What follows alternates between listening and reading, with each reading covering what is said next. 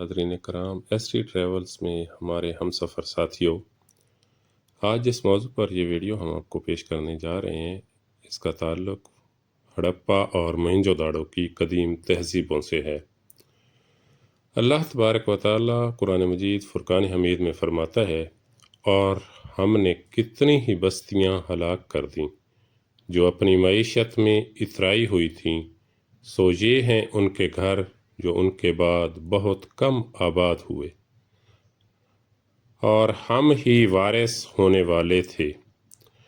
اس آیت کریمہ میں اللہ تبارک و تعالی نے ایک طرف تو لوگوں کو، قدیم گزرے ہوئے لوگوں کی تباہ حالی اور ان کے برے اعمال کی وجہ سے ان پر آنے والے عذاب اور اس کے نتائج سے آگاہ کیا ہے، دوسری طرف ہمیں یہ درس بھی دیا جاتا ہے کہ ہم اس وقت میں اپنی اس زندگی کو قیمتی جانیں اور آخرت کے لیے اپنا اسباب پیدا کریں۔ جہاں تک وادی سندھ کی یہ قدیم تہذیبیں جو کہ ہڑپا اور موہنجو داڑو کے جو آثار ملے ہیں اس کی بات کرتے ہیں، تو یہ بالکل درست بات ہے کہ وادی سندھ کی تہذیب ہڑپا اور موہنجو داڑو علمی دلچسپی کا ایک گہرا موضوع ہے، اور اس کی تفصیلات پر روشنی ڈالنے سے ابتدائی شہری زندگی کی ایک دلکش تصویر سامنے آتی ہے۔ یہاں ایک وسیع تر جائزہ پیش کرتے ہیں۔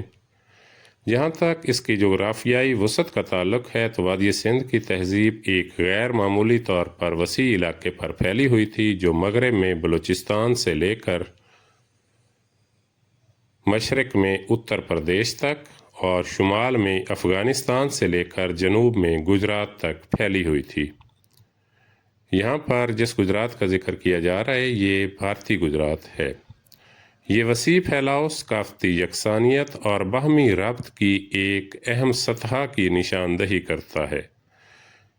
تہذیب کا دریائے سندھ اور اس کے معاون دریاؤں کے ساتھ ساتھ جو اب خشک ہو چکی ہیں دریائے گھاگرا اور دریائے ہاکڑا کے نظام پر انحصار اس کی ترقی میں پانی کے وسائل کی اہمیت کو اجاگر کرتا ہے۔ ہڑپا اور موہنجو داڑو جیسے شہروں کی محتاط منصوبہ بندی وادی سندھ کے لوگوں کی اعلیٰ انجینئرنگ کی مہارت کا ثبوت ہے۔ ان کی گریڈ نما گلیوں کی ترتیب، پکی ہوئی اینٹوں کی تعمیر اور نفیس نکاسی آب کے نظام کو اپنے وقت کے لحاظ سے بے مثال کہہ سکتے ہیں۔ غلہ کے گودام اور عظیم غسل خانے جیسی عوامی عمارتوں کی موجودگی ایک اچھی طرح سے منظم معاشرے کی نشاندہی کرتی ہے، جس میں مرکزی اختیار موجود تھا۔ اینٹوں کے سائز اور وزن اور پیمائش کا معیاری ہونا تنظیم کی اس سطح کو مزید واضح کرتا ہے۔ جہاں تک ان کی معاشی سرگرمیوں کا تعلق ہے تو زراعت وادی سندھ کی معیشت کی ریڑھ کی ہڈی تھی، اور آبپاشی کی نفیس تکنیکوں کے ثبوت بھی موجود ہیں۔ گندم اور جو جیسی اہم فصلوں کے علاوہ وہ کپاس بھی کاشت کرتے تھے، جو غالباً ٹیکسٹائل کے لیے استعمال ہوتی تھی۔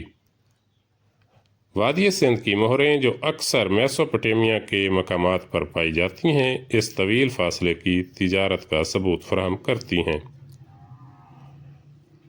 دستکاری میں مہارت بھی بہت اہم تھی، اور ماہر کاریگروں کے ذریعے مٹی کے برتن، زیورات اور دھات کاری کی پیداوار کے ثبوت موجود ہیں۔ وادی سندھ کے لوگ ماہر کاریگر تھے جو وسیع پیمانے پر مصنوعات تیار کرتے تھے۔ ان کے مٹی کے برتن اپنی مخصوص شکلوں اور سجاوٹ کے لیے مشہور ہیں، جن میں اکثر ہندسی نمونے اور جانوروں کی شکلیں شامل ہوتی تھیں۔ وادی سندھ کی مہریں جو عام طور پر سیٹائٹ سے بنی ہوئی ہیں، جانوروں کی پیچیدہ نقش و نگار اور غیر حل شدہ رسم الخط کے لیے مشہور ہیں۔ تیرا کوٹا کے مجسمے جو انسانوں اور جانوروں کی تصویر کشی کرتے ہیں، ان کی روزمرہ کی زندگی اور ممکنہ مذہبی عقائد کے بارے میں بصیرت فراہم کرتے ہیں۔ نیم قیمتی پتھروں سے موتیوں کی تیاری بھی اعلیٰ سطح کی دستکاری کو ظاہر کرتی ہے۔ وادی سندھ کی تہذیب کے سب سے پائیدار اسرار میں سے ایک اس کا غیر حل شدہ رسم الخط ہے۔ मोहरों, मिट्टी के बर्तनों और दीगर नवादरात पर पाया जाने वाला ये रस्म उल ख़त अलामतों की एक सीरीज़ पर मुश्तमिल है जिसे अभी तक कातिल कुन तौर पर नहीं पढ़ा जा सका कायल कुन तौर पर नहीं पढ़ा जा सका। वादी सिंध के रस्म उल ख़त को पढ़ने की अदम अहलियत ने इनकी ज़बान, मज़हब और समाजी ढांचे के बारे में हमारी समझ में रुकावट डाली है। आबो हवा की तब्दीली बशमूल मानसून के नमूनों में तब्दीली और घाघरा हाकड़ा दरिया का खुश्क होना ज़रई ज़वाल का बायस बन सकता है। टेक्टोनिक सरगर्मी में ज़लज़ले और दरिया के रास्ते में तब्दीली का सबब बन सकती हैं जिससे बस्तियां मुतासर होती हैं। समाजी और इक़्तिसादी अवामिल जैसे ज़्यादा आबादी और दाखिली तनाज़ात में भी किरदार अदा किया होगा।